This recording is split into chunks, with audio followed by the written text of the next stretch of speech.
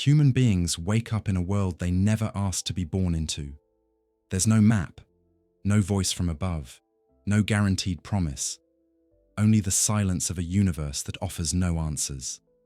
It was in this setting, filled with emptiness and anxiety, that two of the greatest existential thinkers in history rose up.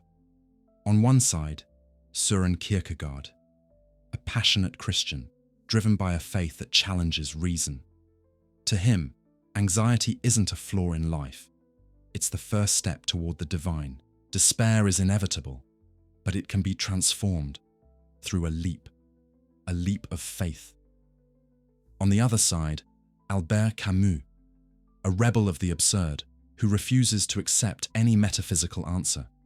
For Camus, life has no meaning, and that's exactly why it's worth living. There is no salvation, no God, but there is rebellion, a noble refusal in the face of the absurd. In this video, you'll dive deep into the clash between these two giants, a philosophical battle between faith and clarity, transcendence and freedom, leap and resistance. Both face the same void, but each offers a radically different path. Kierkegaard or Camus? What's your answer to the existential void? At some point in life, almost all of us face a disturbing question. What's the point of all this? That question tends to appear in moments of silence, loss, or sudden change. It's not new. In fact, it's the shared starting point of two giants of existential thought, Søren Kierkegaard and Albert Camus. Both look at the human condition with radical honesty. They begin from the same barren ground, the existential void, an inner space where the world seems to offer no answers, where the universe, despite its vastness, remains silent in the face of our deep hunger for meaning. Camus calls this experience the absurd. Kierkegaard calls it existential anxiety. But before they go their separate ways with different solutions, they walk side by side through this first stage, a space ruled by a sense of disconnection and despair. Albert Camus, the French-Algerian philosopher, opens his famous essay, The Myth of Sisyphus, with a line that hits like a philosophical punch. There is but one truly serious philosophical problem, and that is suicide. He doesn't say this to promote despair. It's a call for honesty. Camus observes that when we realize the world offers no built-in meaning, when all the usual answers fall short, life suddenly feels like it's lost the ground beneath our feet.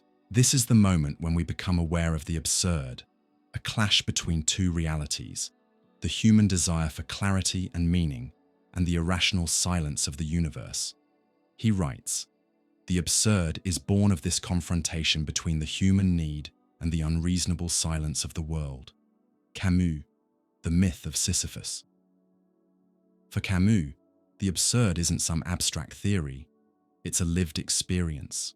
It shows up in the everyday, in boredom, in the mechanical repetition of our days, in losses that don't make sense. It's like there's a fundamental mismatch between human consciousness and the world around us. A disconnection. About a century earlier, the Danish thinker Søren Kierkegaard also stared directly into the void, and he called it anxiety. But his interpretation is different. For Kierkegaard, anxiety isn't just a reaction to the outside world. It comes from human freedom itself. We are free beings, and that freedom makes us dizzy. He writes, "Anxiety is the dizziness of freedom." Kierkegaard, The Concept of Anxiety.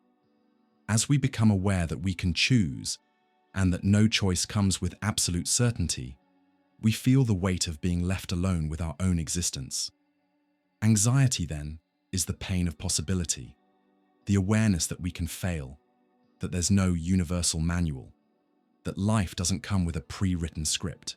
For Kierkegaard, this condition brings us close to something tragic, but also something sacred.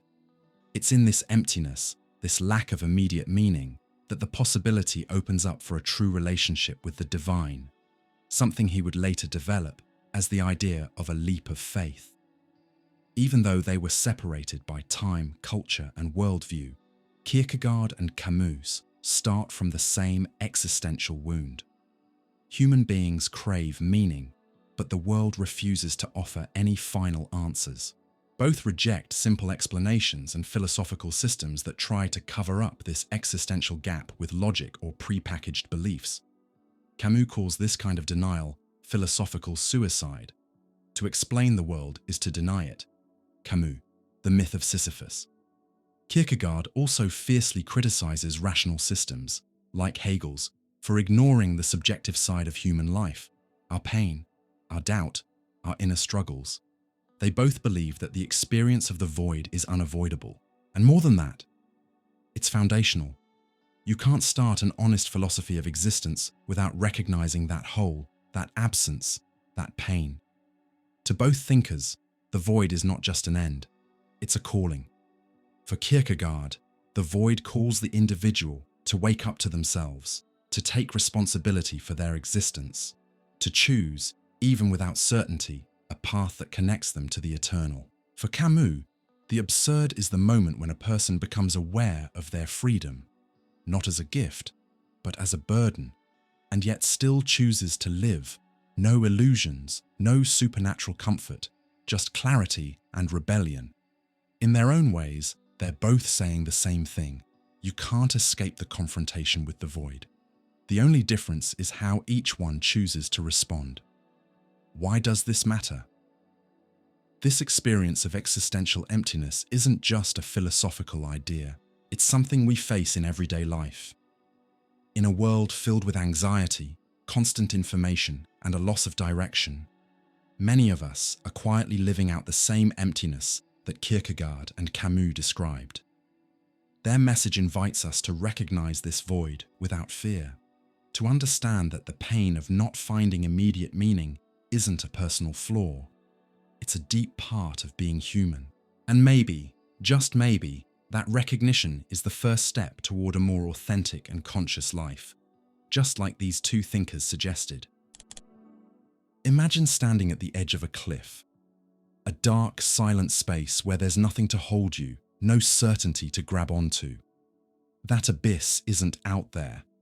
It opens up inside us the moment we become aware of two brutal truths: our finiteness and the absence of any ultimate, guaranteed meaning in life. That's where existentialists say anguish begins. And two names stand out again: Søren Kierkegaard and Albert Camus. Both stared into that same abyss, but described it through different lenses. Kierkegaard talked about the dizziness of freedom. Camus spoke of the revelation of the absurd, but they were both addressing the same human wound, the collision between our awareness and the meaninglessness around us. For Kierkegaard, anguish is deeper than fear. Fear has an object. You fear something: death, loss, pain.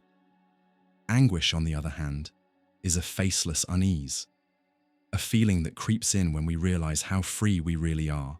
In The Concept of Anxiety, he writes, "Anguish is the dizziness of freedom. It's like the vertigo you feel when looking down from a great height, not because you're afraid of falling, but because you know you could jump." That analogy is powerful. When we look into the abyss, what terrifies us isn't how deep it is. It's the fact that we're free to leap. For Kierkegaard, anguish is the result of realizing that we are radically free and therefore fully responsible for our choices, even when we don't know which choice to make. That feeling is unavoidable, especially in a world without absolute certainties. Faith, for him, isn't blind certainty. It's an existential response to anguish, a courageous leap into the unknown. But before any leap of faith can happen, anguish must be felt. It's the price of being authentic. Camus, on the other hand, also recognized this anguish, but rejected any kind of transcendental solution. For him, anguish arises when we see how absurd our condition is. We are beings desperately seeking meaning, in a universe that offers none. In The Myth of Sisyphus, he writes, "The feeling of the absurd is born from the confrontation between the human need and the unreasonable silence of the world. It's a painful realization. The universe doesn't answer. There's no cosmic plan waiting for us. And death, inevitable and indifferent, reminds us that everything we build can vanish. Camus doesn't suggest we run from this or sugarcoat it with comforting beliefs. Quite the opposite. He urges us to face the absurd with clarity. Anguish, in this view, isn't something to avoid.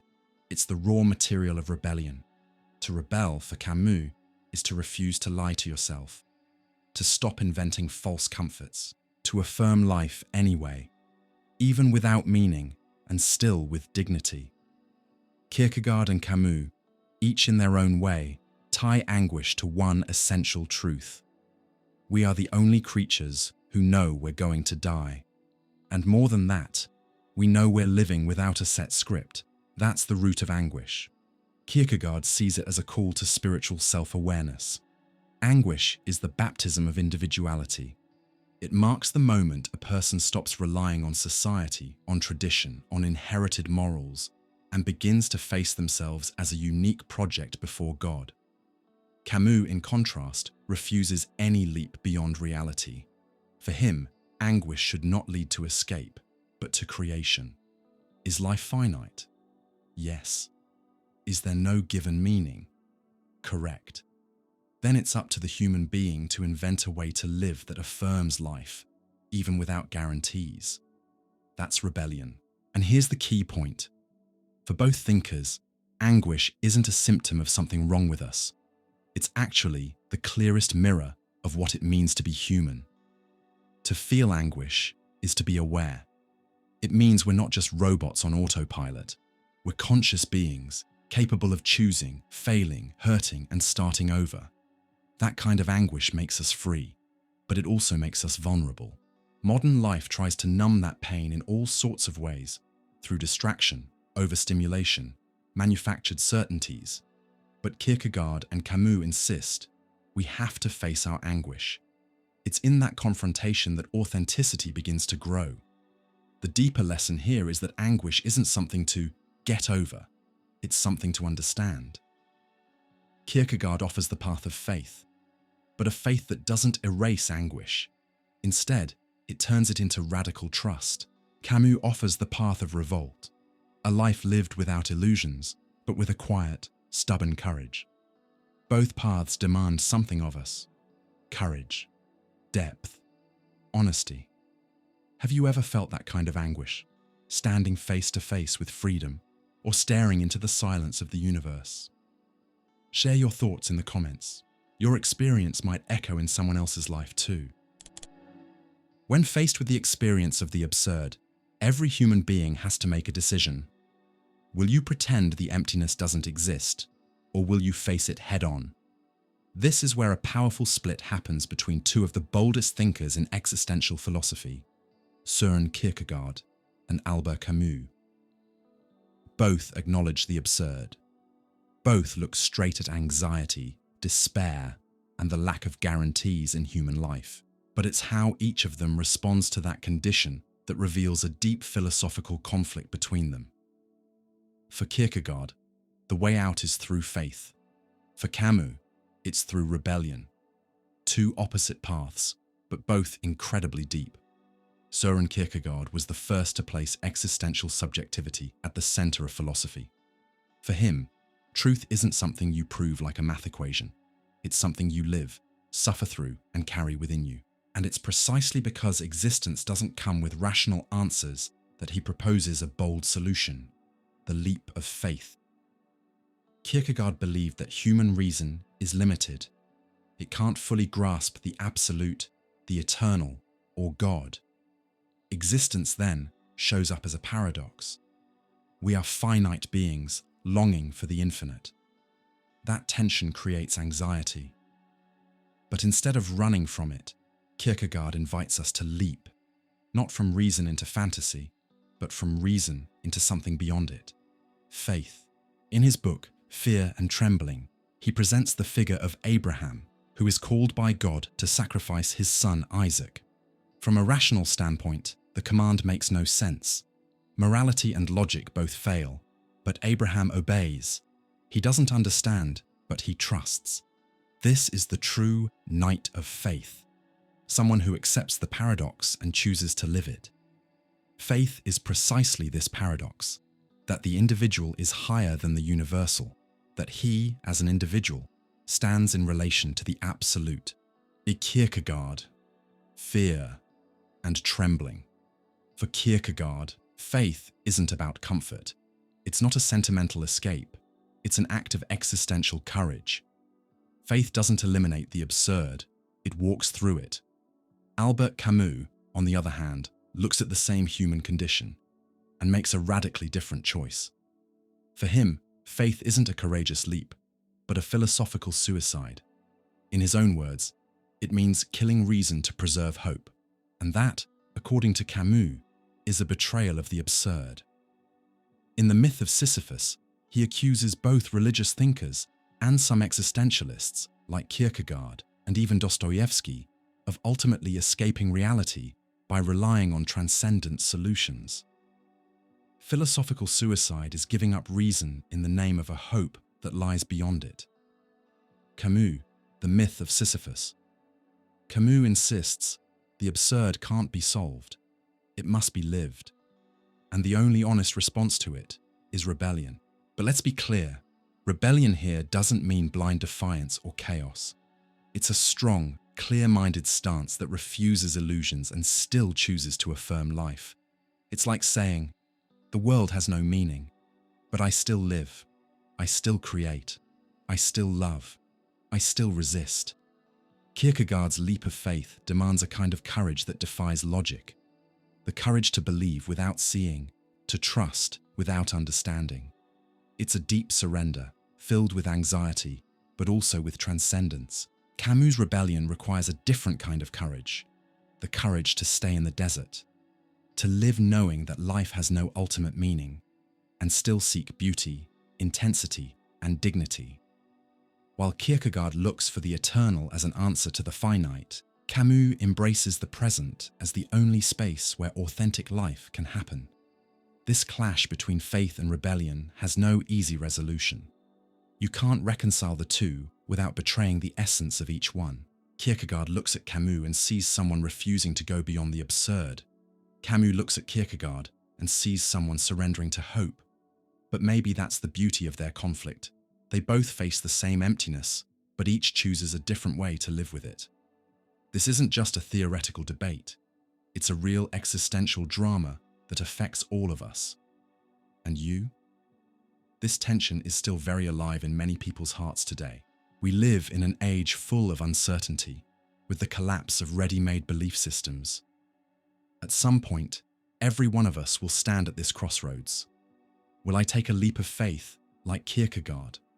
Or will I stay with the absurd, like Camus, and resist with dignity? Neither path is easy. Both require depth, courage, and an honest confrontation with reality. But one thing is certain: ignoring the absurd is not an option. Either you leap toward transcendence, or you ground yourself in what's right in front of you. But you have to choose. Which of these responses speaks more to you? The leap of faith, or the rebellion against the absurd? Why? Leave your thoughts in the comments. Your reflection might inspire someone else on the same journey. There's a question that runs through every human life, sometimes loud, sometimes silent. Does God exist?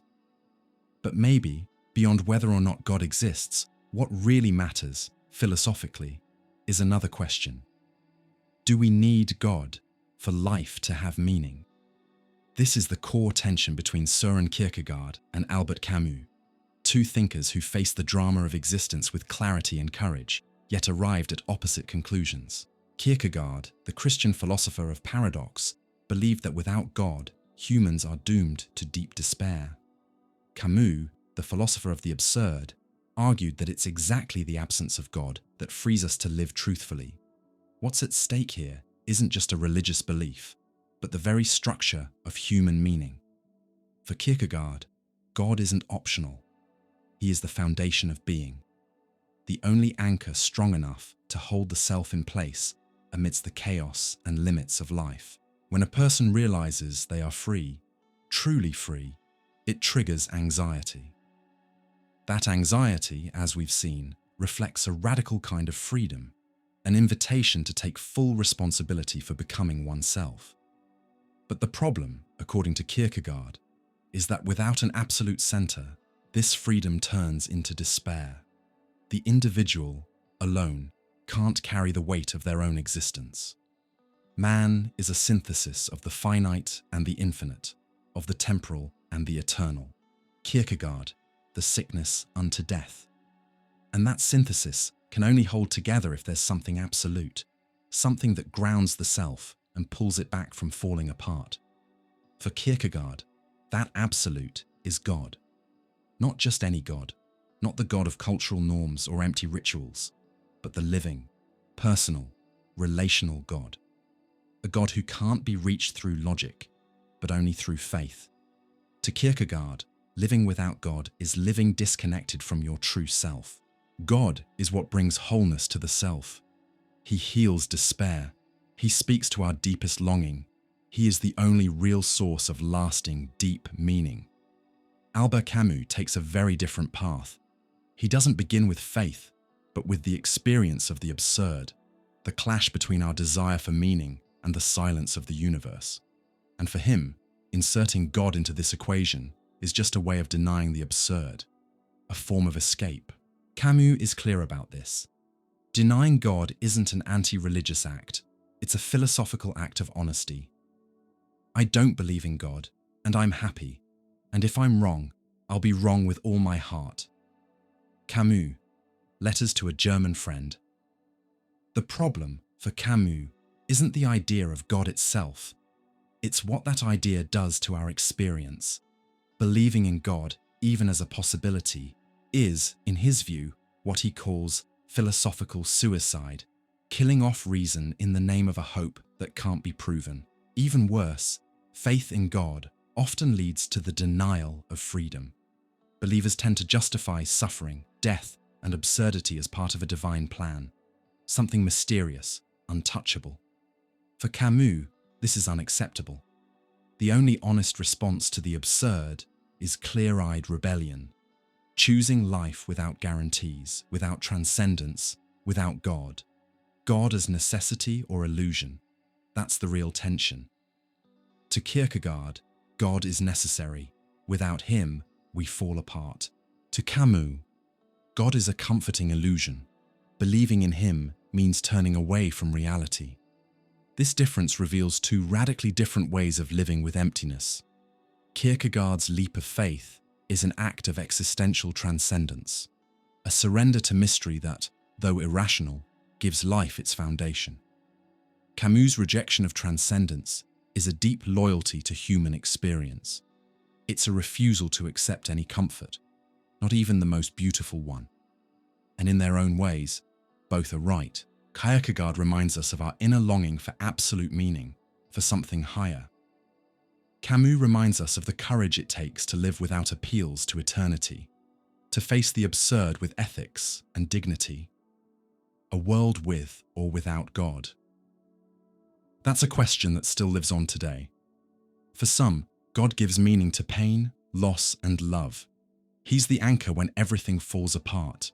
For others, the idea of God feels like a human invention, a way to fill the void that maybe needs to stay empty to be real. Philosophy doesn't force answers. It gives us tools to think better. And both Kierkegaard and Camus offer us those tools in very different ways. They're both honest, both existentially committed, and both know that this question about God can't be ignored.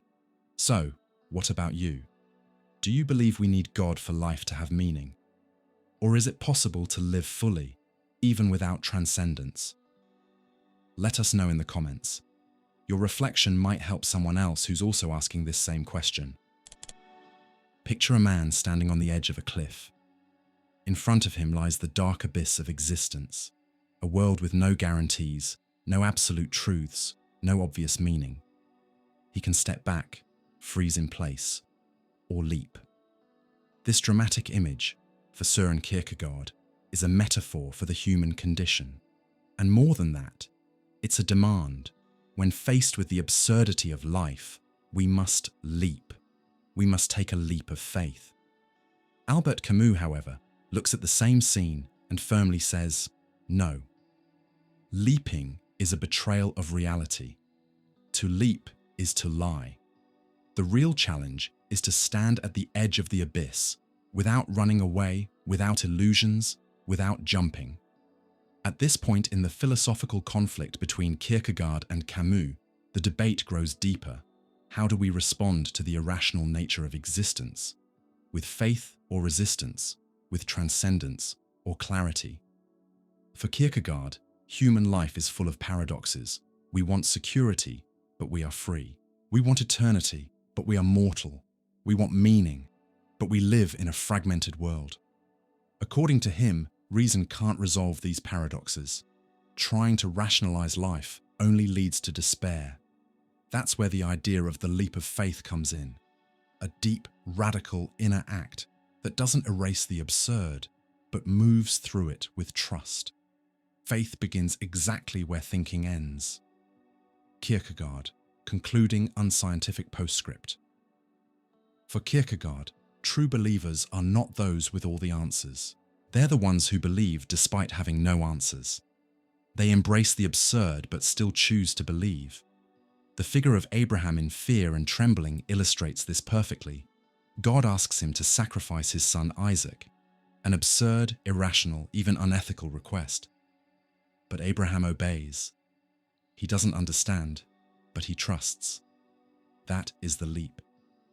So yes, faith is irrational, but it's an existential irrationality, a deep need of the soul when reason fails as our ultimate guide.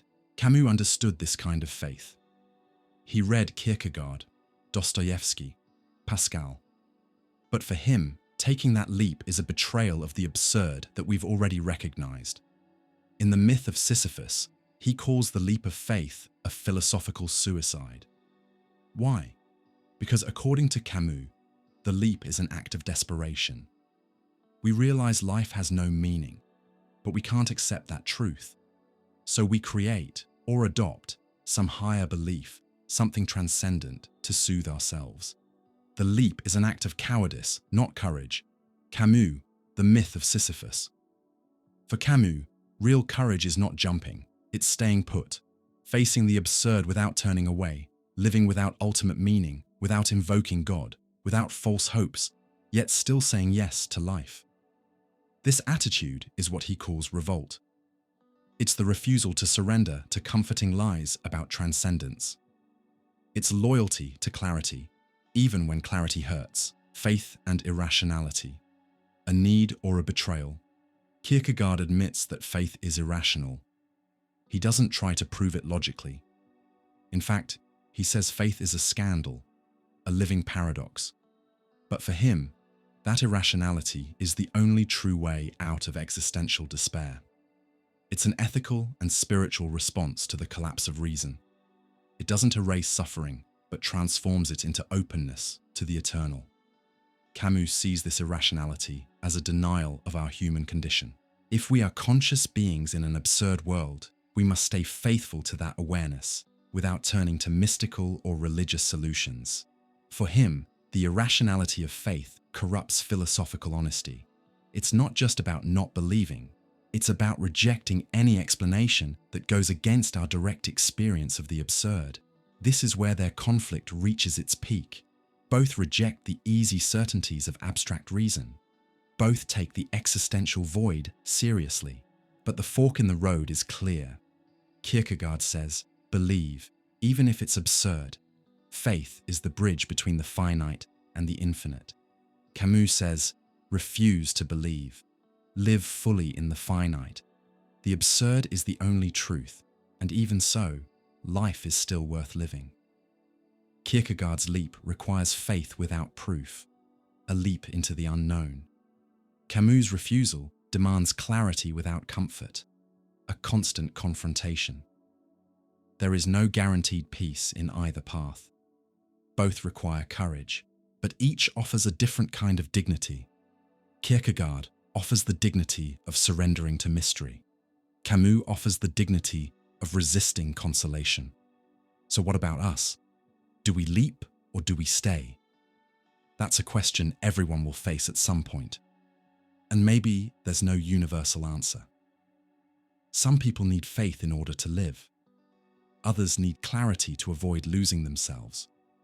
Both paths are valid, as long as they're authentic and deeply lived. Kierkegaard's leap can't be a blind escape. Camus' refusal can't be shallow nihilism. What's at stake here is not just an idea, it's a way of being. And you, when facing the absurdity of life, do you feel closer to Kierkegaard's leap or Camus' refusal? Why? Living authentically. Being true to yourself. These phrases are everywhere these days, used in motivational speeches, on social media, and in personal reflections. But what does existential authenticity really mean? For many people, it might just sound like follow your heart or live your own way. But for Søren Kierkegaard and Albert Camus, authenticity goes way deeper than that. It requires depth, courage, and a direct confrontation with life's most uncomfortable truths. Both philosophers saw authenticity as the core of a meaningful human life. But once again, they took different paths. Kierkegaard talks about standing as an individual before God, as the only way to live truthfully. Camus, on the other hand, insists on being clear-eyed in the face of life's absurdity, rejecting any kind of higher illusion. What do they have in common? They both believe life only holds real value when it's lived with inner integrity. No masks, no self-deception, no living on autopilot. For Kierkegaard, authentic existence isn't just about being different or following your desires. It's a deep calling to become yourself in front of God. The self, he says, isn't something ready-made, it's a task. The self is a synthesis of the finite and the infinite, of the temporal and the eternal, of freedom and necessity. Farce, Kierkegaard, the sickness unto death. That synthesis only comes together when a person relates to the absolute, God, in a direct, personal, and inward way. The big mistake, according to Kierkegaard, is living caught up in what he calls the aesthetic life, a life focused on pleasure, appearances, and the approval of others. In that kind of life, you never face your own truth. You avoid silence, dodge anxiety, and hide behind social roles. You live outwardly, but feel completely disconnected inside. Authenticity begins when someone accepts their unique existence in front of the eternal, even without guarantees, even in fear. That takes courage. Courage to look within, to face the void, to confront mortality, and still take full responsibility for your life before God. Camus also talks about authenticity, but he rejects any idea of a transcendent absolute. For him, authenticity isn't about relating to God. It's about not lying to yourself in the face of the absurd. The authentic man is one who doesn't try to escape the absurd, but faces it and lives with it. Camus, the myth of Sisyphus. To live authentically, for Camus, is to recognize that the world has no built-in meaning and still choose to live fully anyway. It's tempting to fall back on comforting illusions like, everything happens for a reason. There's a bigger plan. Darn. In the end, it will all make sense. But Camus sees these as escape mechanisms. To him, authenticity is the opposite of that. It's staring the absurd in the face and moving forward anyway. It's living with clarity without searching for higher consolations. It's creating meaning here and now with no promise of future salvation. Both Kierkegaard and Camus see a common enemy of authenticity: self-deception. Human beings have a scary ability to lie to themselves, to pretend everything's fine, to ignore inner struggles, to follow social expectations that don't reflect who they really are. Kierkegaard calls this despair. The deepest despair is to choose not to be yourself. Kierkegaard. Someone in despair might look happy, successful, and admired, but inside, they're completely lost from themselves. Camus sees the same thing in a different way. Most people live as if the absurd doesn't exist. They lean on beliefs, ideologies, or distractions to avoid facing the void. To live authentically, according to Camus, is to reject all these emotional anesthetics. It's to affirm life, even knowing it's unfair, fragile, and uncertain. The big lesson from both thinkers is that authenticity isn't a fixed state, it's a daily practice. For Kierkegaard, it's a kind of spiritual awareness. Am I living as someone who stands before God? Do my choices reflect my relationship with the eternal? For Camus, it's a constant inner check-in. Am I being honest with myself? Am I running away from the absurd or creating meaning with freedom?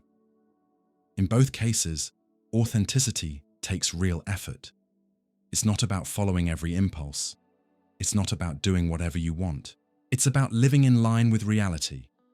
Whether that reality involves transcendence, like in Kierkegaard, or a lack of ultimate meaning, like in Camus, living authentically comes with a cost.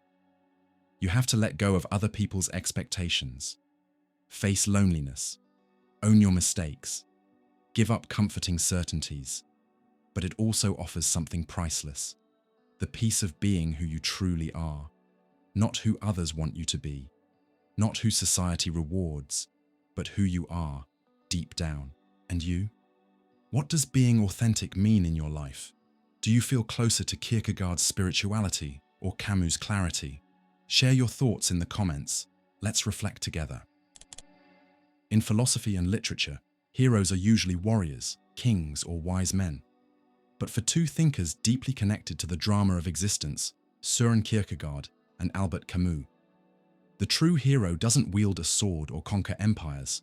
The true hero is the one who faces the absurdity of life and still chooses to stand tall.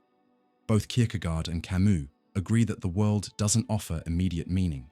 They both understand that living takes courage, but the way that courage shows up looks very different in each of their philosophies. For Kierkegaard, the ultimate existential hero is Abraham, the knight of faith. For Camus, it's Sisyphus, the eternal prisoner who resists without illusion. Two images, two attitudes, two worlds. Kierkegaard introduces us to Abraham in his classic work, Fear and Trembling, written under the pseudonym Johannes de Silentio. He doesn't treat Abraham as just another religious figure. Instead, he presents him as the most extreme example of authentic individual faith. Abraham receives an impossible command from God to sacrifice his own son, Isaac. Ethically, this is unacceptable. Rationally, it makes no sense. And that's exactly what fascinates Kierkegaard. Abraham doesn't try to justify God. He doesn't demand explanations. He simply believes. He believes that despite the absurdity, Isaac will somehow be returned. He believes that God, even while contradicting all human understanding, is still worthy of trust. This faith isn't blind. It's full of anxiety. It hurts. But it's steady. It's active. It's a conscious choice made with full awareness of what's at stake. Abraham believed against the absurd. He believed by virtue of the absurd. Kierkegaard, Fear and Trembling. For Kierkegaard, this makes Abraham the knight of faith, a lonely hero who acts not out of universal moral duty, but out of a direct, absolute relationship with the eternal. Abraham's greatness doesn't come from obeying a rule. It comes from holding on to faith in the middle of a paradox. He is the individual who, when faced with the absurd nature of life, still chooses to trust, even when the ground beneath him disappears. Centuries later, Albert Camus turns to a character from Greek mythology to express his own vision of existential heroism: Sisyphus. In the myth, Sisyphus is condemned by the gods to roll a massive boulder up a mountain, only to have it roll back down again, forever. A repetitive, pointless punishment, the perfect image of absurdity. Camus sees this myth as a reflection of the human condition. We work, we struggle, we love, we search for meaning, and in the end, it all seems to come to nothing. Death wipes the slate clean, but Camus offers a bold perspective. Sisyphus isn't defeated. Sisyphus is free. The struggle itself toward the heights is enough to fill a man's heart. Camus, the myth of Sisyphus. For Camus, the key moment isn't the pushing of the stone. It's the walk back down. It's that quiet instant when Sisyphus, after watching his stone fall again, turns and walks back to the bottom, fully aware of his fate, without illusion, without giving up.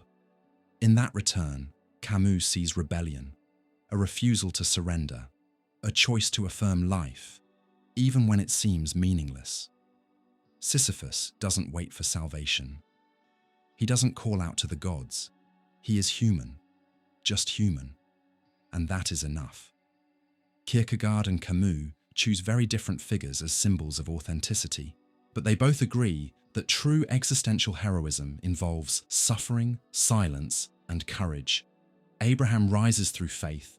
Sisyphus rises through awareness. Abraham believes in the unseen. Sisyphus rejects all illusions. Abraham acts out of love for God. Sisyphus acts out of love for his own freedom. But maybe the most important point is this: they both remain faithful to what they chose. And it's that loyalty, that integrity in the face of the absurd, that makes them philosophical heroes. Neither of these heroes is famous for grand achievements. Neither wins glory or admiration. Their strength lies elsewhere, deep inside their own consciousness. Abraham holds on to faith, even when it isolates him from the world. Sisyphus keeps going, even when it all seems pointless. They both refuse the easy way. They both face the silence, whether it's God's or the universe's, and keep walking. This is the kind of heroism that Kierkegaard and Camus value: invisible, solitary, deeply human. And us? What stone are we carrying? The figure of the existential hero invites personal reflection. When we face the absurd, how do we respond? Do we seek faith like Abraham's, something that connects us to something greater? Or do we cultivate the clarity of Sisyphus, staying grounded even when there are no answers? Maybe there isn't one right choice for everyone. Maybe life pushes us, at different moments, to walk both paths. Faith and awareness might not be as opposed as they seem, and could even complement each other more than we think.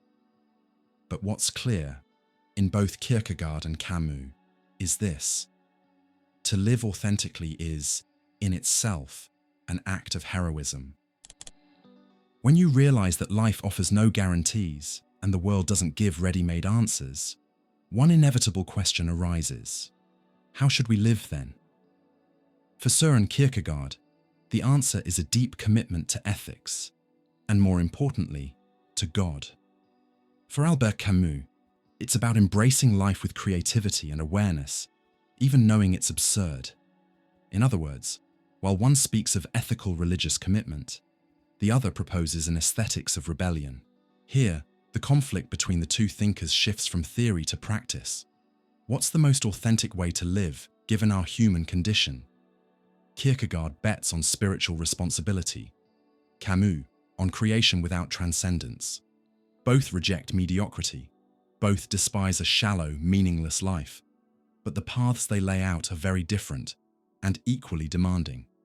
For Kierkegaard, living truthfully isn't just about living however you want, but about committing to who you are in front of God.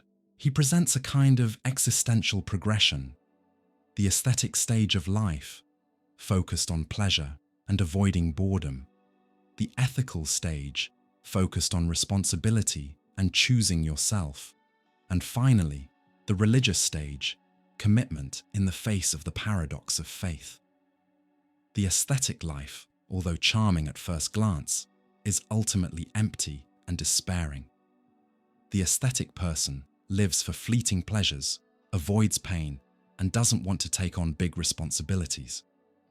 But avoiding pain is also avoiding oneself. The next step, the qualitative leap, is the ethical life, a life where the person recognizes their freedom and instead of using it to run from anxiety, uses it to commit to their truth, to their calling, to others, to God. Become who you are. Kierkegaard, the sickness unto death. So commitment isn't a prison. It's the only way to stop freedom from becoming meaningless. Kierkegaard insists, without ethical commitment, There is no authentic existence. But this commitment isn't just about morality. It deepens into the religious. For him, it's only in a relationship with the eternal that the person becomes whole. God, in this view, isn't a restriction. He's the possibility of fulfillment. Albert Camus sees the same existential despair, but rejects the idea of commitment to the eternal. To him, there are no guarantees, no absolute. The universe is indifferent, and life is absurd. Faced with this, humans have two choices: fall into despair or rebel. Camus chooses rebellion, but not in a destructive way. His rebellion is an ethical and aesthetic affirmation of life. The world has no meaning, so I create it. Rebellion in this context isn't just resistance, it's creation, it's art, it's generosity, it's beauty in the middle of chaos. Rebellion is the act by which a man stands up against the condition that oppresses him and asserts his humanity. Camus, the rebel. Camus rejects both nihilism and religious fanaticism. His rebellion is lucid, measured, aware of its limits. He calls this the tragic balance, living with intensity, without going beyond the human. And this is where the aesthetic element comes in. To Camus, living well is living like an artist, not because everything is beautiful, but because beauty can be created, even in the void. Life, then, becomes a work of art, an expression of human freedom in the face of the world's silence, commitment or creation. The tension between Kierkegaard and Camus can be seen as a clash between two views on existential responsibility.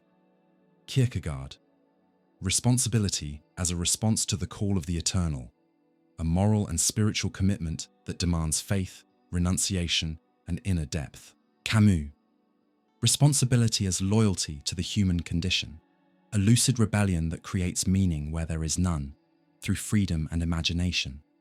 Both reject alienation. Both despise a life lived automatically, ruled by social conventions. But for Kierkegaard, freedom must be limited by moral and spiritual responsibility. For Camus, freedom should be expanded through ethical and artistic creation, without appeals to anything beyond this world. In other words, Kierkegaard values duty before God. Camus values expression in the face of the absurd. We're not talking about formulas for happiness here, but about ways of being. Kierkegaard and Camus don't want you to copy them, they want you to think. The ethical religious commitment requires humility and faith. The aesthetic rebellion requires clarity and courage. Both require depth. They also come with risks. The risk of turning faith into an escape, in Kierkegaard's case. The risk of turning rebellion into empty style, in Camus' case. But taken seriously, both paths can lead to lives filled with truth, intensity, and meaning. And you, how do you choose to live? This lesson brings us to the essential question. Do you live by committing to something greater? God, duty, ethics? Or do you live by creating your own path, knowing the universe is silent? Maybe the answer isn't choosing one side. Maybe real life happens in the tension between both. And maybe it's within that tension that we build a life that's truly authentic. Time is an unavoidable part of being human. We live inside it, day after day, aging, changing, dying. And yet, deep within us, there's a longing that isn't satisfied by what simply passes. We crave what stays, what doesn't change. We crave the eternal. This tension between the limits of time and the desire for eternity is a central theme in existential philosophy, and two thinkers deal with it in especially profound ways, each from a different perspective: Søren Kierkegaard and Albert Camus. For Kierkegaard, human life only finds true meaning when eternity touches time, when a person, living in the now, connects with the absolute. Camus, on the other hand, believes that the present moment is all we really have, and it's here, and only here, that we should look for meaning, depth, and beauty. Both reject a shallow life. Both know time slips away, but they offer completely opposite responses to the problem of time. Kierkegaard sees life as a paradox. We're temporal beings, bound by time, yet we carry within us a desire for what lasts forever. That creates a kind of anxiety, because we know everything is temporary, yet we ache for something that won't fade, something that saves us. For him, real life begins when we fully recognize and embrace this longing. The problem, according to Kierkegaard, is that many people live only in the temporal, caught in routine, the daily grind, the next thing. That kind of life is surface level, lost in distractions, and avoids facing what's real. The greatest misfortune is never becoming truly yourself. Kierkegaard, the sickness unto death. True existence requires a leap, a moment when a person, touched by that inner anxiety, turns toward the eternal, not to escape time, but to elevate it. Kierkegaard calls this the eternal moment. When time and eternity meet, it's not about denying time, but living it with a depth made possible through faith. For him, Christianity is the ultimate example. God, the eternal, enters time through Christ. Time, then, is no longer a prison. It becomes the space for salvation, for choosing, for surrender. Faith doesn't pull us out of time. It lets us live time with eternal meaning. Camus starts with the same tragic view. Time passes, and everything beautiful fades. But his conclusion is completely different. For him, we must give up the illusion of eternity. We have to accept that only now is real. And that's exactly what makes life intense, beautiful, and urgent. The truly generous person is the one who gives without hope. Camus, the rebel. Eternity, to Camus, is a dangerous idea because it delays life. It promises a future that never arrives. It steals the value of the present moment. He argues that chasing eternity causes people to miss life. They wait for paradise. They delay joy. They endure suffering, hoping for future reward. To Camus, this is tragic. He insists that the only real meaning is the one we build right now, in creation, in friendship, in art, in love, in the rebellion against death, even while knowing it's coming. Sisyphus, Camus' symbol of the absurd hero, is the one who, though condemned to a pointless task, still lives fully in the present. He doesn't wait for eternity. He embraces time, eternity, salvation, or illusion. The tension between Kierkegaard and Camus shows two deeply different views on how to live an authentic life. For Kierkegaard, life inside time is incomplete without eternity. Time without God leads to despair. Eternity gives meaning to pain, to loss, to death. It doesn't erase suffering, but gives it a new meaning. For Camus, eternity is a comforting lie. It robs life of its tragic beauty. Life is precious because it ends. Time only has value because it passes. Kierkegaard calls us to transcend. Camus calls us to be fully present. Both want to rescue the human being from an automatic, empty life, one by aiming for the infinite, the other by diving into the present moment. Interestingly, even though Camus rejects eternity, he doesn't fall into nihilism. His refusal of transcendence doesn't lead to apathy. It leads to passionate engagement with life. He believes that even knowing everything will fade, we can, and must, live deeply. We can create, we can love, we can resist. In that sense, time, for Camus, is where freedom lives. While we're alive, we can choose.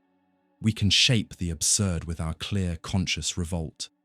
Kierkegaard, on the other hand, sees time as a path, a journey where we discover ourselves, lose ourselves, and finally meet God. Eternity gives weight to time. It transforms the temporary into something eternal, not because it lasts, but because of what it reveals, and us. What kind of time are we living in? We live in an accelerated age. Time slips through our fingers in notifications, appointments, and distractions. And both Kierkegaard and Camus give us the same warning. Don't get lost in time.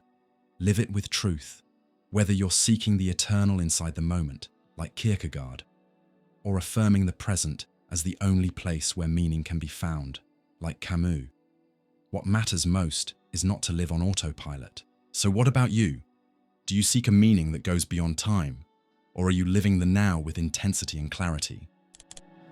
Every existential philosophy begins with discomfort, a feeling that something just doesn't fit.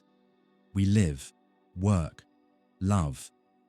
But at some point, we're hit with a painful question. Why? And there's no clear answer. From this lack of meaning, two powerful human experiences emerge: despair, for Søren Kierkegaard, and the absurd, for Albert Camus. Both thinkers agree. When you think about life honestly, you're forced to face emptiness, mortality, and the fragility of everything. But how they interpret and respond to this confrontation leads to two very different paths. For Kierkegaard, despair is the deepest form of human suffering and the most terrifying part. Many people don't even realize they're experiencing it. In The Sickness Unto Death, he writes, "Despair is the sickness unto death." But this isn't physical death, it's spiritual death, a state where a person doesn't want to be themselves or doesn't even know who they are. Despair is losing touch with your own identity. It's refusing to accept your existence as a personal journey. It's not just a mood like sadness or frustration. It's an existential state of disconnection from your true self. And according to Kierkegaard, this disconnect happens when the self drifts away from God, its source and purpose. In other words, despair comes from trying to live without the eternal. There are different types of despair. Unconscious despair, where someone lives a shallow surface-level life, unaware of their inner emptiness. Conscious despair, where a person feels the weight of meaninglessness, but sees no way out. The cure, for Kierkegaard, doesn't come from reason or philosophy or even art. It comes from faith. It comes when someone accepts their own finite, limited nature and turns to God, embracing who they are in the face of eternity. Albert Camus starts with a similar observation. When you look closely at life, there's no built-in meaning. The world is indifferent. Nature doesn't care. Death is guaranteed. And from this comes the absurd, the clash between our deep hunger for meaning and the universe's silence. In the myth of Sisyphus, Camus writes, "The absurd is born of the confrontation between the human need and the unreasonable silence of the world." But Camus doesn't call this despair. In fact, he rejects the idea that it has to be tragic. To him, the absurd only becomes unbearable when we try to escape it, when we chase metaphysical answers, religious comfort, or false hopes. We're denying the absurd, and that, according to Camus, is the real mistake. So what does he suggest? Accept the absurd. Don't explain it. Live with it. Not with resignation, but with rebellion. This rebellion, for Camus, is a posture of dignity. The human being knows life has no ultimate why and chooses to live anyway, to create, to love, to resist. In this view, the absurd isn't a disease. It's the natural condition of a clear-eyed existence. Kierkegaard sees despair as a wound that needs healing. Camus sees the absurd as a wound that must be faced. For Kierkegaard, the existential crisis means the self is out of alignment with eternity. Anguish is a sign that we need to reconnect with God. Faith isn't escapism. It's the only way to become fully yourself. For Camus, the existential crisis means the human being has opened their eyes. Anguish reveals the truth about the human condition. There's no external salvation. Meaning must be created, not found. Both see something is broken, but one tries to fix it with transcendence, the other with clarity, sadness, despair, or freedom. Kierkegaard describes despair as a deep suffering that causes the person to lose themselves. It's a suffering that demands transformation, a leap of faith. Camus describes the absurd as a tragic awareness, but one that can also be joyful. At the end of the myth of Sisyphus, he writes that we should imagine Sisyphus happy, not because he defeated the absurd, but because he embraced it. This difference changes everything. Kierkegaard. Recognizing the void is just the beginning. You must transcend it. Camus. Recognizing the void is already a form of victory, as long as you keep living, creating, and resisting. So, what do we do with the void? At some point, all of us will feel the weight of existence, the feeling that nothing makes sense, the presence of death, the silence of the world. The question is, what do we do with that? Kierkegaard says the path is redemptive faith. Camus says it's defiant rebellion. Neither one promotes passive despair. Both demand action, choice, and responsibility. The difference lies in the source of meaning. Kierkegaard looks up, toward God. Camus looks forward, toward the life we live here and now. Being free seems, at first glance, like a blessing. Freedom is praised in political speeches, idealized in modern philosophies, and desired across almost all human cultures. But in existential thought, freedom isn't just an achievement, it's also a burden, a source of anxiety, a responsibility. For Søren Kierkegaard and Albert Camus, freedom is undeniably central to the human condition. Both agree that we are thrown into a world without a set path or predefined scripts, forced to choose and to take responsibility for those choices. But the way they interpret this freedom and what they believe it demands from us couldn't be more different. To Camus, freedom is a kind of condemnation. We are free because there's no inherent meaning, no God, no given purpose. To Kierkegaard, freedom is a transcendent possibility.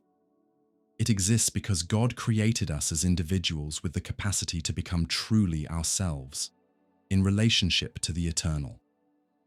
The same phenomenon, human freedom, leads to two opposing interpretations. Freedom as an abyss, for Camus. Freedom as a calling, for Kierkegaard. The famous quote by Jean-Paul Sartre, "Man is condemned to be free," could easily have come from Camus. For him, freedom isn't something we choose. It's forced on us by the very nature of being human. We are free because there's no divine plan, no cosmic instruction manual, no built-in direction. The universe is indifferent. Freedom is nothing else but a chance to be better. Camus, the rebel. But that chance comes with a weight. We are entirely responsible for our own existence. We can't blame God, fate, or any system. It's as if we're artists staring at a blank canvas. We can paint whatever we want, but we have no references, no assurance that the final result will make sense. This absolute freedom, without any metaphysical compass, is what Camus calls the absurd. It's not tragic in itself, but it becomes a challenge, both ethically and aesthetically. To live freely, in this context, is an act of lucid rebellion.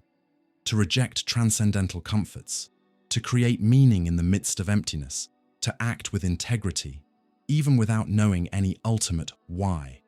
For Camus, freedom is only real when we face the absurd without running from it, and still choose to live, create, love, and resist, even knowing that everything is temporary.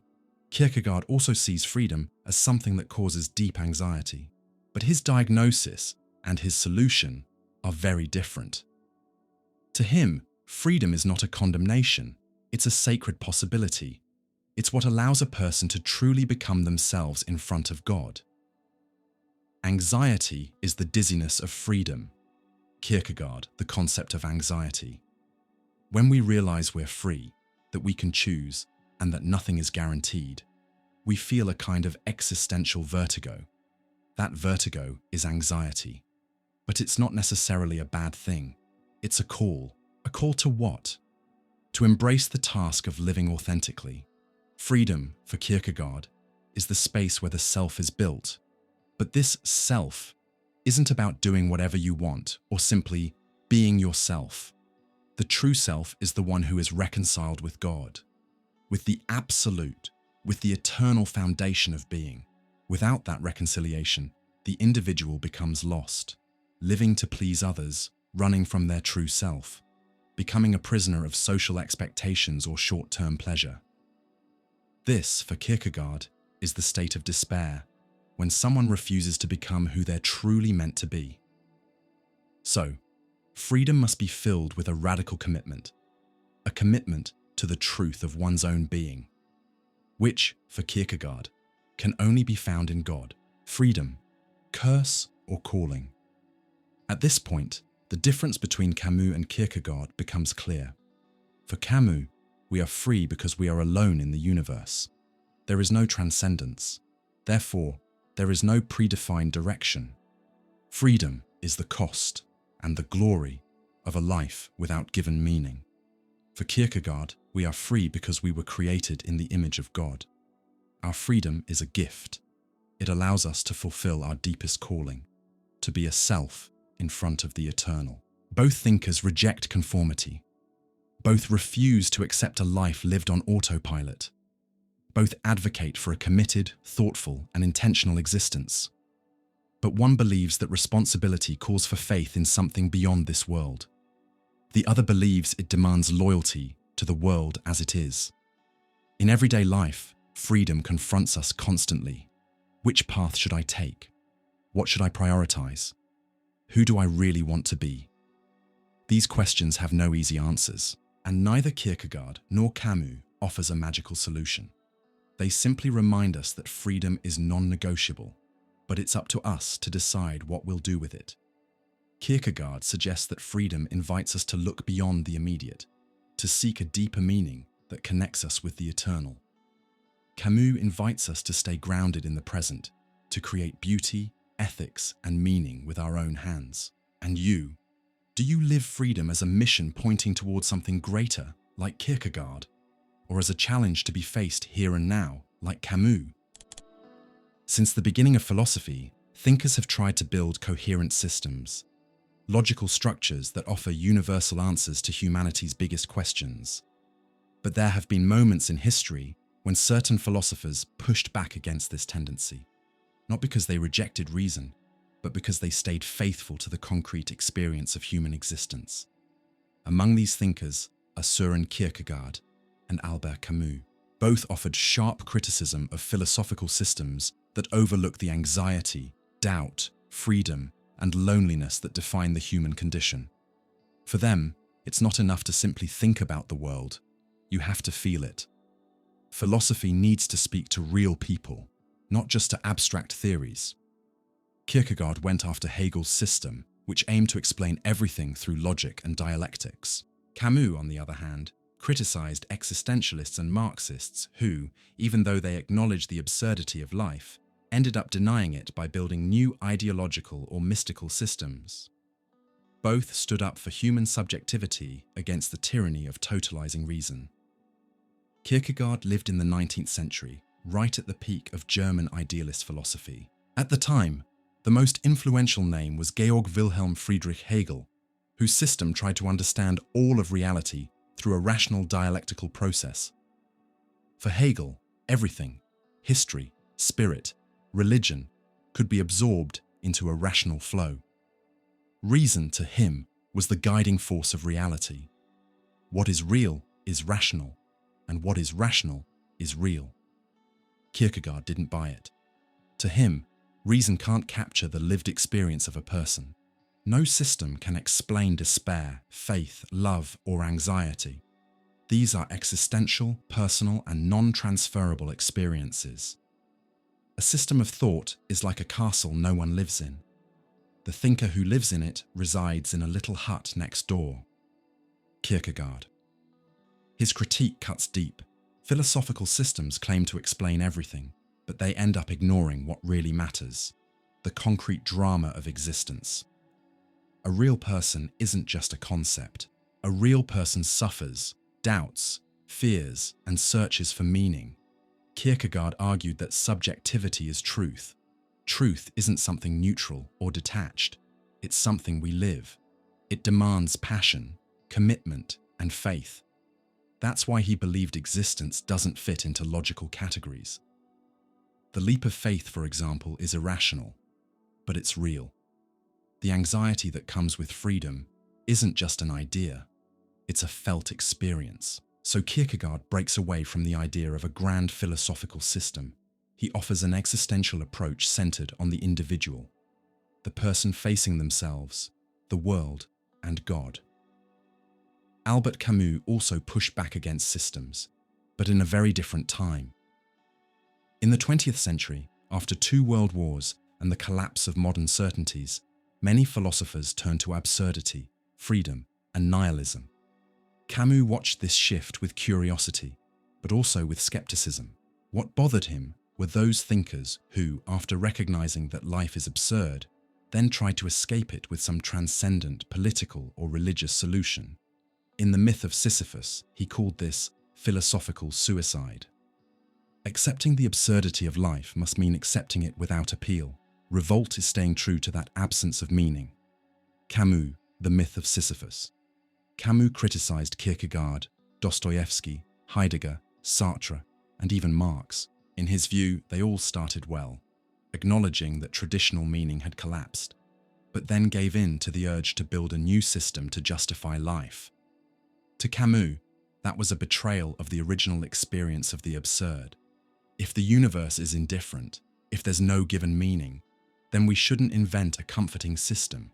Instead, the answer is a continuous, lucid, and ethical revolt, with no illusions. Unlike existentialists who, in his eyes, smuggle transcendence back into their thinking, Camus insisted that real honesty means staying at the edge, not crossing over.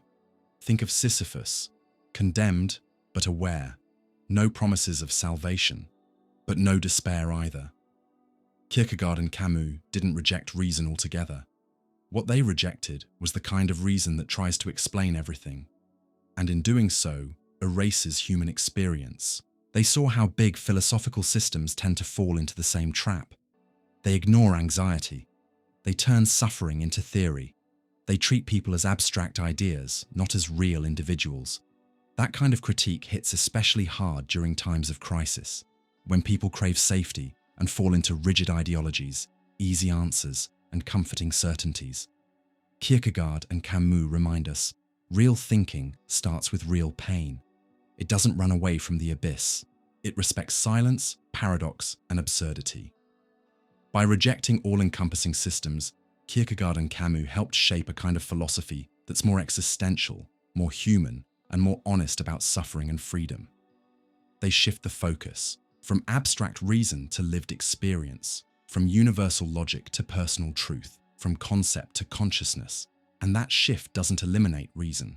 It just puts reason in service of life. Death is the only absolute certainty in life. And yet, it's the thing we try hardest not to think about. We live as if we're eternal, as if there's always more time. But every now and then, something shakes us. The loss of someone, a disease, an accident, or simply the reminder that we're not going to be here forever. This awakening, often painful, can trigger an internal collapse. What if everything ends? What was the point of it all? That's when death becomes a catalyst for existential emptiness. Not because of the end itself, but because it forces us to face the truth we usually avoid. Life is short, fragile, and doesn't come with instructions. Søren Kierkegaard and Albert Camus both dive deep into this topic. They see death as a moment of crisis and revelation, but as usual, they respond to this crisis in very different ways. For Kierkegaard, the awareness of death awakens the individual to the possibility of a leap of faith, the only real response to the despair of being finite. For Camus, death only strengthens the absurd nature of life and calls us to create meaning now, because no meaning is coming from outside. Kierkegaard sees death not just as a physical ending, but as an existential mirror. It shows us who we truly are. You are finite, and you have to deal with it. As long as we live distracted, entertained, protected by social norms, we avoid this confrontation. But when the reality of death hits, there's no more escape. And it's in that moment, according to Kierkegaard, that true existence begins. The remembrance of death is a serious teacher. It forces the individual to choose, either despair or faith. And Kierkegaard, the sickness. unto death. For him, death pulls us out of superficial living and forces us to face the paradox of existence. We desire eternity, but we are limited beings. This clash creates anxiety, but also possibility. In the face of death, we realize that no earthly success is enough. Time is short, the self is unfinished, and the only authentic path is to relate to something eternal, to God. This is what Kierkegaard calls the leap of faith. It doesn't erase death, but it goes beyond its threat. In faith, we don't deny death. We include it in a bigger vision of life, where existence finds meaning in the eternal. So, for Kierkegaard, death is not a tragic end, but the beginning of awakening. For Albert Camus, death is the final blow to all illusions. It destroys the idea of an eternal purpose, divine justice, or cosmic destiny. When we really face death, any talk of a greater plan feels empty and artificial. There is no fate that cannot be overcome by contempt. Camus, the myth of Sisyphus. Camus faces death without hope in anything beyond life. It's not a portal, it's not a passage, it's the end. And precisely because it's the end, it makes us more aware of the absurd. We live, we search for meaning, we love, and we die. And nothing guarantees that any of it means anything. But surprisingly, Camus doesn't fall into nihilism. He rejects both despair and the urge to run to religious or philosophical fantasies. To him, death is an invitation, not to surrender, but to create. Since no meaning is given, we must make our own while we're alive. Our limits shouldn't make us give up. They should make us live with more intensity, more presence, more truth. Now is all we've got. Kierkegaard and Camus start from the same place. The awareness of death shakes us. It breaks the illusion of permanence. It shows us that everything is fragile. But from that realization, they offer completely different responses. Kierkegaard sees death as a call to the eternal, a reminder that only God can fill the void left by our limits. Death then becomes a kind of teacher, helping us live with spiritual depth.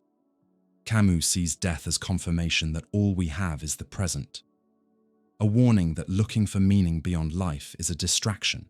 Death then is liberating, pushing us to create, love, and resist right now without waiting. They both reject indifference. They both expose self-deception, but one looks upward, the other moves forward. Kierkegaard and Camus agree on one thing. Only someone who lives with death in view can truly live. If you run from death, you're running from life. If you deny your limits, you live on the surface. If you're always waiting for eternity, you miss the moment. If you ignore the eternal, you might fall into despair.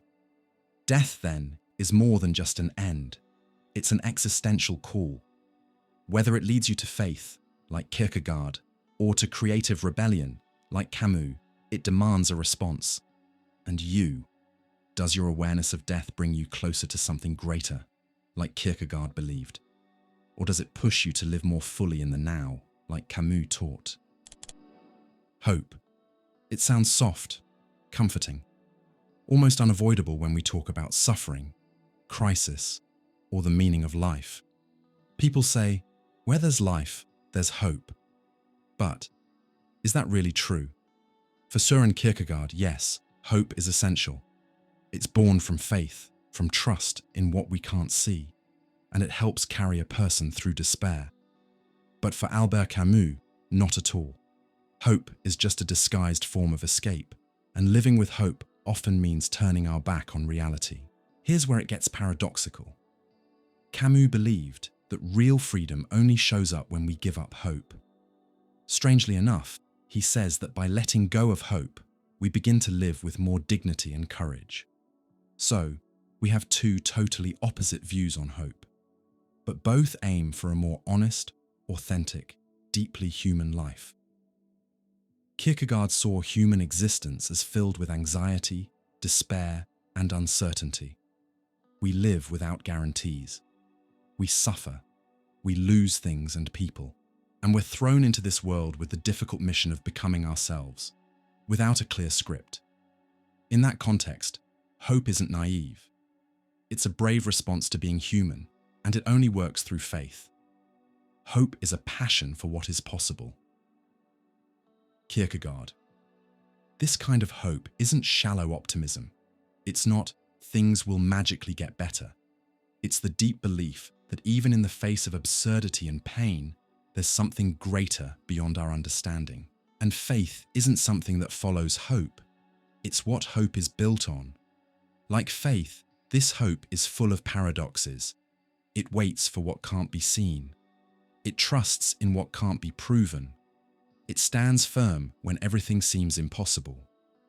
In Fear and Trembling, Kierkegaard describes Abraham walking toward the sacrifice of his son Isaac, and still holding on to hope. Not because he saw a logical way out, but because he trusted in God. This is the kind of hope Kierkegaard believed in. Not hope as an escape from reality, but as a deep connection to something eternal. Camus, on the other hand, didn't trust hope at all. In his works, especially the myth of Sisyphus and the rebel, he made it clear, hope is a kind of surrender. Hope, unlike rebellion, is submission. Camus, the rebel. Why? Because hoping means postponing life. It means tolerating pain today in exchange for a future reward. Maybe after death, or through progress, or judgment day, or the idea that things will get better. For Camus, that kind of thinking is a denial of the absurd. It kills our clarity. It makes us look far ahead instead of paying attention to what's right in front of us. Instead of hope, Camus offered rebellion. Not violent rebellion, not despair, but a stance of dignity. Accept the world as it is. Reject fake comforts. Live as if every moment matters by itself. And here comes the brutal paradox. By giving up hope, a person becomes free. Free from waiting. Free from depending on anything. Free from needing a bigger meaning. Sisyphus, Camus' symbol of the absurd, is happy because he doesn't expect anything anymore. He pushes his rock up the hill every day, knowing it will fall, and still he keeps going. That's freedom. No hope, but real courage. Two kinds of hope, or two ways of facing life. This big disagreement between Kierkegaard and Camus might just come down to different existential languages. For Kierkegaard, real hope requires faith. It's a leap across the void, a radical trust. It's not illusion, it's depth. For Camus, hope is always a trap, a way to escape reality. He offers a life with no promises, but full of presence and resistance. Still, both are trying to answer the same question. How do we live with honesty in the face of suffering, absurdity, and death? And both agree that life demands a courage beyond logic. The courage to believe in the unseen, Kierkegaard, or the courage to live without expecting anything, Camus. Hope or courage? Here's what's fascinating. Both thinkers connect hope, or the rejection of it, to a kind of bravery. Kierkegaard talks about courageous hope, the kind that believes against all odds, a hope that waits for the impossible and is rooted in God. Camus speaks of courage without hope, the strength to live without illusions, without promises, and still with intensity, ethics, and beauty. They both understand how hard life is. Neither one chooses the easy way out, but they offer different paths. Kierkegaard invites us to trust in something eternal, even in an absurd world. Camus dares us to create meaning, even knowing none is guaranteed. And us? Do we hope, or do we live? That's the final question this lesson leaves us with. Do we live hoping something better will come? Or do we live fully in the present, even with no guarantees? Do we hope for the impossible like Kierkegaard? Or walk without hope like Camus, with our feet firmly on the ground? Maybe there's no one-size-fits-all answer. Maybe different seasons of life require different kinds of hope, or even none at all. Maybe the real challenge is figuring out where we are, standing on the edge of faith or walking up the hill like Sisyphus? We've reached the end of this journey between Camus and Kierkegaard, two thinkers who, even on opposite paths, shared the same radical honesty about life. Whether it's faith that takes a leap into the unknown or the clarity that stays strong in the desert, both teach us that living is a deep act, and thinking is a way of resisting. If you made it this far, thank you. Your presence, your attention, and your reflection truly matter. This channel exists for that reason, to spark thought, open new paths, and help us go deeper into what it means to exist. Now, if something in this video resonated with you, if it made sense, or even made you uncomfortable in a meaningful way, I'd like to invite you. Subscribe to the channel. There's still so much more to explore together. More philosophy, more questions, more horizons. Hit the like button. It helps this message reach more people who, just like you, are searching for a little more clarity in the chaos. Share this video with someone who might also be living that tension between faith and reason, between hope and revolt. Someone who loves to reflect and doesn't settle for easy answers. And of course, drop a comment below. I'd love to hear your thoughts. Who do you relate to more, Kierkegaard or Camus? How do you deal with the absurd? Your reflection might spark a rich conversation with others in the comments. And don't go just yet. You'll find other series here on the channel about existential questions, ethical dilemmas, and philosophical journeys that might help light your path even more. See you in the next video, and until then, keep thinking, because thinking, in the end, is one of the most human things we can do.